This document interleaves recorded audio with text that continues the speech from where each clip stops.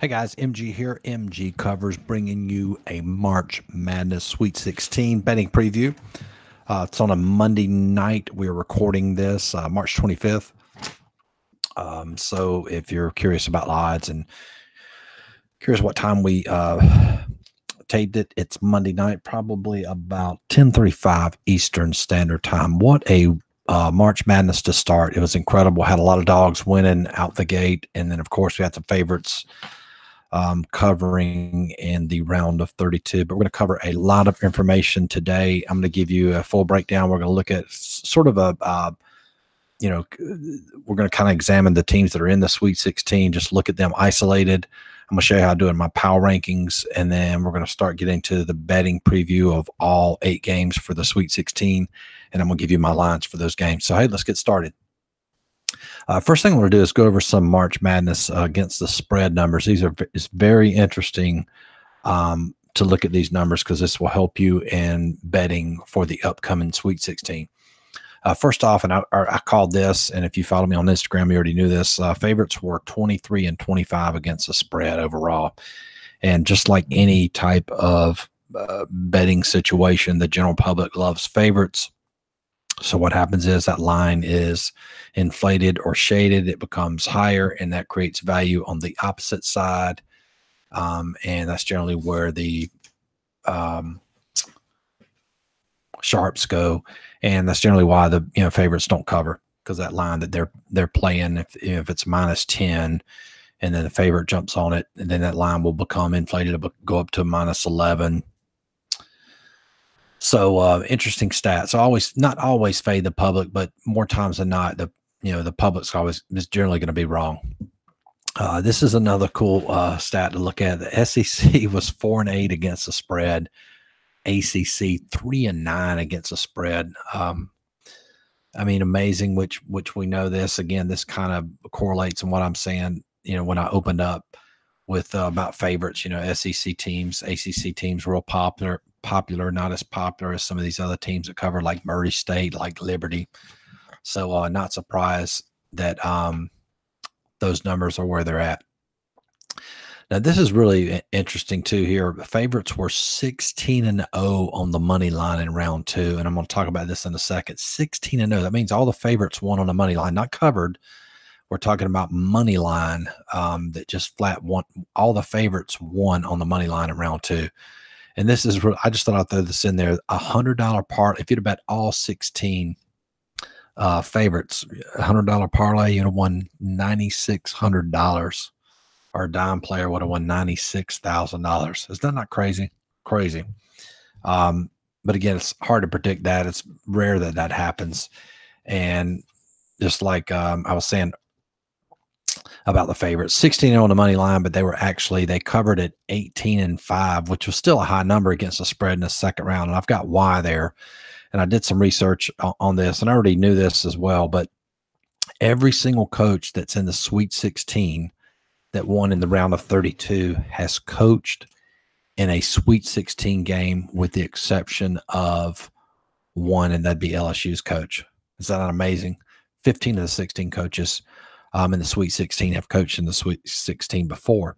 Conversely, all the teams that lost, but 2 of those coaches have coached in a Sweet 16. Chris Holtman with Ohio State, and Lon Kruger with Oklahoma. Both those guys have coached in a Sweet 16 game before, at least a Sweet 16 game before. But the other 14 coaches have never coached in a Sweet 16 game, never advanced to a Sweet 16, and of course they lost. And my point in all this is that we talk about numbers and the players and in different situations, but one situational angle you have to consider in the NCAA tournament is coaching. It's very important. Your better coaches will have the team prepared, especially when they play that second time. They have a good staff. They've been there. So it's definitely a factor that you need to weigh into your handicap, and better coaches usually wins more times than not. So diving on into the we're gonna look at this in 2 parts. I'm gonna show you the defensive ratings and how I create power rankings. So in essence, I create power rankings. I'm not going to break down how I come up with these ratings. That is, again, proprietary information. but it will give you an idea of kind of sort of how I do it. And then over to the right, you see average PTS AG last 5. That means average points against in the last 5. And so I'm not going to read all these verbatim, but excuse me, just to look at them for instance. And the lower the number, the better the team. So you got Houston, Oregon, Michigan, Kentucky, Virginia Tech, the top 5 defensive ratings. Houston 112 defensive rating. And then if you look at the bottom 5, Tennessee, Auburn, Duke, LSU, UNC, Tennessee at a 161 power ranking. And what's interesting to note about this, Duke, you can see they're at the bottom as far as defense. They were 0-2 against the spread. LSU, you see them in there at 140. They were 0-2 against the spread. Tennessee was 0-2 against the spread. Let's go up here to Houston. Houston 112 power rating. They were 2-0 against the spread. Oregon 2-0 against the spread. Michigan 2-0 against the spread. Kentucky 2-0 against the spread. And my point in that is that a good defensive team will cover, and that's generally true in any sport. And a team that doesn't play good defense has a tough time scoring.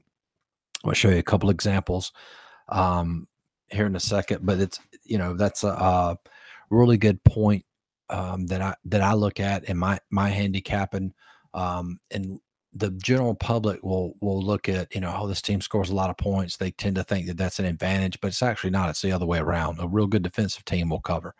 And I want to show you an example of that now. The general public loves offense. Look at this one, Buffalo, Texas Tech. I actually had Texas Tech in this game. 64% of the general public was on Buffalo. And for that reason, hey, Buffalo scored a lot of points. They had won their previous game. Texas Tech absolutely shut them down. What did they win by? The line was Texas Tech -3.5. I think they won by 50, right? Yeah, 58-78. They won that game. And you can see their line was 3.5. I had the line at -7. So there was, a lot of value on the Texas Tech side. And another example, Murray State, Florida State. And full disclosure, I did play Murray State. Shame on me in this one. Murray State, 64%. Florida State, 36% of the public was on Florida State. Florida State was -4.5 in this game. And obviously, defense prevailed in both of those examples there. But again, seriously, take note of that when you're handicapping. This is generally true of any sport. Just like you think about baseball, good pitching will always beat good hitting more times than not, I should say. All right, so let's look at the offensive ratings. And then this is just the opposite. The higher the offensive rating, the better the team. Lower the offensive rating, that means they're not as good on offensive side. Tennessee, Auburn, Gonzaga, Oregon, Texas Tech, top 5. Oregon's probably the biggest surprise of this Sweet 16, no doubt. We'll talk about that a little bit later. Bottom offensive teams, Houston, Michigan, Virginia, Purdue, Florida State. And you can look over, if you look at Tennessee, Auburn, Gonzaga, all averaging 77 points a game. That tops. If you look down UNC, that was actually the highest at 80. And so one thing to look at these teams, what they're scoring. I'll back it up. Probably this. Back it up. If you look here at the average points against last 5, look at these points these teams were holding their opponents to. 57, 57, 54, 58, 60. Those are really good defensive teams. So if you want to take note, what's a good college basketball defense? A team that holds their opponent under 60 points a game or right at 60. Then, of course, a really good offensive team in college basketball would generally score almost, right at 80 points a game. So what I do,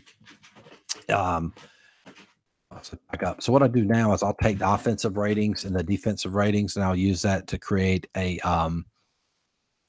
point spread for the game. And then, of course, I take my point spread and compare it against the point spread that was for the game. Now, this is what you're going to see is I'm going to show you my actual lines for these games. And now, to note, it's just a basic mathematical formula. I don't guess. I don't look at the team and go, wow, this team's probably Okay, the line's -7. I'm guessing a line. I don't guess on these lines. This is it's a statistical formula that I use, so it just pops out the number.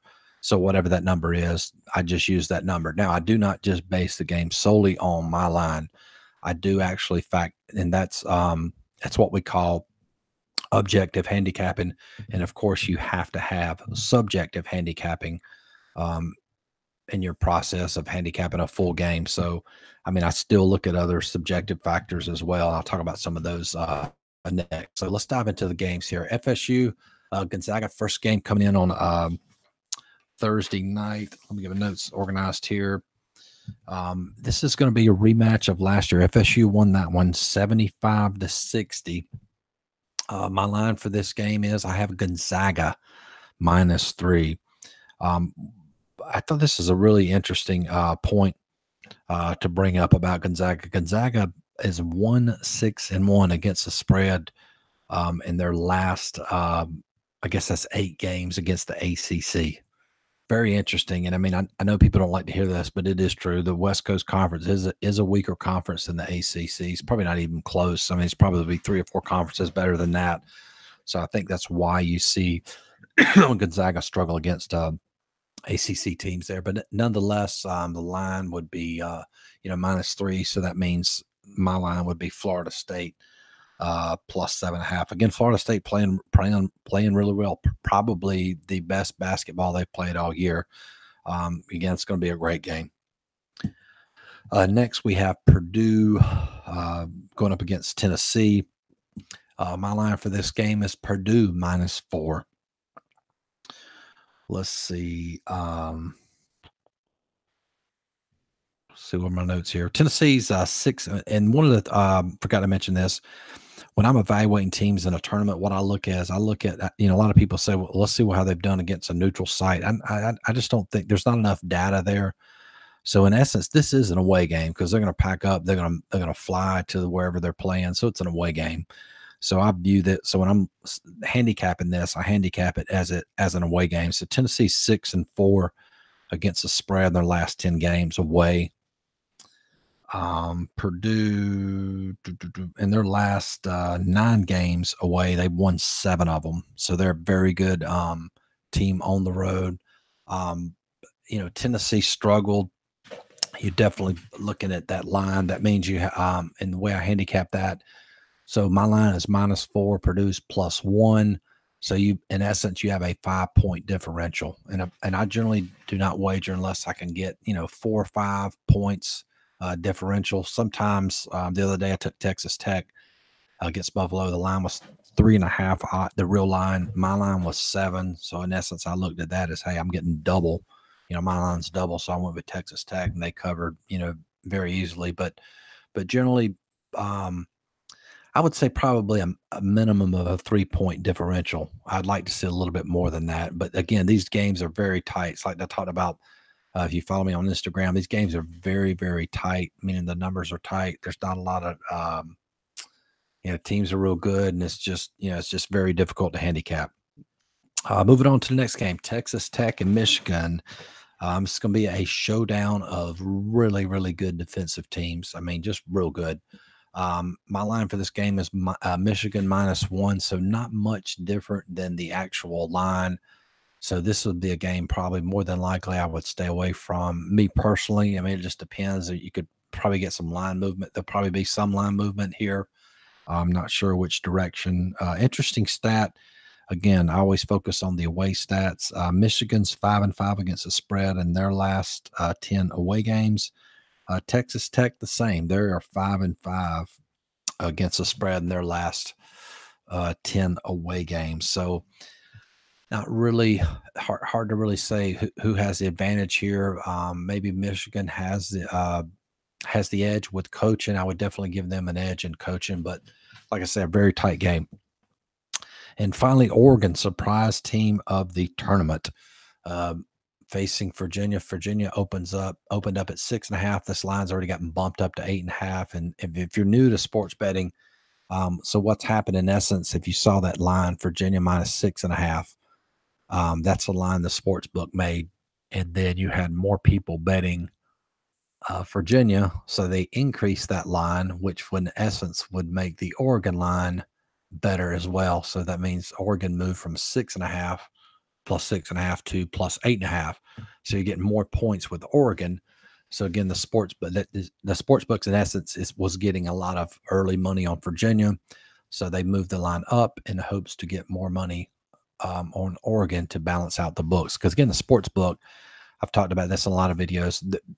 Obviously, they're a business, just like I'm a business as a sports handicapper. I'm trying to make money wagering on sports, but a sports book, granted, they are a business, but they make money by getting even action. Like for example, if this line had opened up -2, everybody would have played Virginia. Everybody would have played Virginia, and so they get no money on Oregon. So to balance it, they sort of what we call inflate or shade the line to the Virginia side. Because they know a lot of people are going to play Virginia. And then at 6.5, a lot of people played it. So they bumped it all the way up to 8.5. And the hope to get some more action on Oregon to, again, even out. Because if they get even money on both sides pay a little bit of juice. They're going to make money. All right, so let's see. Our line for this game is -4. Again, I don't guess at these lines. I just punch it into my use my formula and whatever it pumps out. That's the number I use. So this example here, you have a 12.5 point differential based on my line here. So it's definitely favoring the Oregon side. One thing to note about Virginia, they're such a great cover team. They're 9-1 against the spread in their last 10 away games. So they're very, very good coach. Tony Bennett's a great coach. Had an unfortunate loss last year. So they're playing good basketball. And I wouldn't be surprised if they went all the way. So this is a really intriguing game. And again, this is the difficulty in being a sports handicapper. I mean, how much do Oregon struggled. They lost their best player early in the season. Dana Altman's turned the team around. I mean, they're playing great right now. I mean, are they good enough to cover that 8.5? I don't know. I mean, that's the difficult part of handicapping. So anyway, but again, I would definitely lean towards Oregon in this game, me personally. Next, LSU, Michigan State. Let's see where my notes are here. My line for this game is Michigan State -3. So again, real tight line. One important note about Michigan State, even though they are a good team, good covering team, they are 3-5 against the spread in their last 8 away games. So not great. And of course, LSU, we know the drama surrounding them with their coach. Barely got in to the Sweet 16. 2 really close games there. Again, they were 0-2 against the spread in their first 2 games to advance to the Sweet 16. A game I know a lot of people are excited about, Auburn, UNC. My line for this game is -3. UNC actual line -4.5. This line opened at 5.5. It's gone down to 4.5. So again, real tight there. Not a lot of value really on both sides if you're judging my line against the spread. Some notes. Since the beginning of January, UNC's 8-1 against the spread away. So very, very good coach team. That's obvious with Roy Williams, the legend. Auburn 3-6 against the spread since January. Just looking at this Auburn team, I don't think they're my personal opinion, I don't think they're as talented as UNC. I just think Bruce Pearl's just a great coach. I really believe that. And so this game here is real close for me. It doesn't look like there's a lot of value. Obviously, the line could change, because it's Monday. We've got this is the Thursday game. Is that right? No. This is the Friday game. So still have some time for this line to move. Virginia Tech, Duke. It's a great game. It's going to be a rematch. Virginia Tech won this, beat Duke at Duke 77-72. So, hey, 2 great coaches, the legend. Buzz Williams, still a great coach at Virginia Tech, had a lot of success at Marquette as well. Let's see, Duke, the last 10 games. Let me get to my line. My line for this game is Virginia Tech -4. So you look at that point differential. That's 11.5 point differential. So there's a lot of value based on my line in going with Virginia Tech there. Duke, interesting. Last 10 games, they've only covered 3 times. Again, a very popular team, a heavily betted team. And if you follow me on Instagram, I quoted this. It was what was the guy's name? John Murray from the Westgate in Vegas. He talked about that. He said, "Hey, we opened up the line at 8. We knew it was going to be high. We knew that was a little high, but we knew we were going to get a lot of action on Duke." So, I mean, he's basically just admitting and telling you that the line at Duke at 8 is a bad line. So, you can use that information however you want. But let's look at some stats. What do we have here? Yeah, Virginia Tech sort of struggled. Their last, they've only won in their last 8 games away. They've only covered 3 times, Virginia Tech. So, and a lot of it too, you have to factor in. They're playing an ACC, a real competitive conference. I mean, just a lot of great teams. So you do have to factor that in when you're looking at a team that's like maybe you look and this team's covering 8 of their last 9 games where they're playing in a weaker conference. That happened with Murray State. And then when they went against, Florida State, it was just like a bus. Florida State just chewed them up. All right, moving on to this is our last game. Yeah, last game here. Houston and Kentucky. Kentucky, without a doubt, had the easiest road. Abilene Christian and Wofford were their 2 games that they had to win to go into the Sweet 16. My line for this game, however, is Houston -1. So there's a little bit of value there on the Houston side. So we've got a 4-point differential there in favor of Houston. And again, this is the hard part about handicapping. And like your major league sports like baseball, football, hockey, etc., teams play each other where you have Houston played in a completely different conference than UK. I mean, how do you factor that in? Again, very difficult to do. And that is what distinguishes somebody from a great handicapper and an average handicapper and the general public, which loses money. So how do you factor that in? It's important. However, Houston is 7-2 against the spread away since January. So, really good team that's shown they can cover away from home. Kentucky, very good team, very big physical team, a good rebounding team. However, I did some research on this. Kentucky averages, I think I got that 38 rebounds a game. Houston 41. So I believe Houston could probably hold their own against Kentucky on the glass. Have to wait and see. But the biggest question, we all know this, surrounding the Kentucky game is going to be P.J. Washington, whether he plays or not. Monday night right now, it doesn't look like it's going to happen. If he plays, I'm sure that's going to change the line. You'll probably get a lot more action coming in again on Kentucky. Again, probably too early to tell what's going to happen on that, but again, only time will tell. So they do have, what's he got? The day's Monday, 1, 2, 3, 4. So he's got 3 days. So anyway, hey guys, hope you enjoyed the video. That's our betting preview. If you look in the description box, there's a link to the website. You can buy all of our plays for March Madness. We're going to come up with a special. We were selling it for $75 for all of March Madness. We might come up with a special. If you follow me on Instagram, you like to get the picks for this coming weekend, hey, send me a DM. We'll work something out. Follow me on Instagram. MGCovers, also Twitter, MG Comedy. I got a link in the description box there. And also, too, hey, man, if you've not subscribed to the YouTube channel, please do so. I greatly appreciate everyone commenting, everyone that has subscribed to the channel. Continue to produce some good content here moving forward for you guys. So anyway, hey, good luck, whoever you're wagering on this week. If you have any questions, drop me an email, mg@mgcovers, or on Twitter or Instagram. So I hope everybody has a great night, and we'll talk to you soon.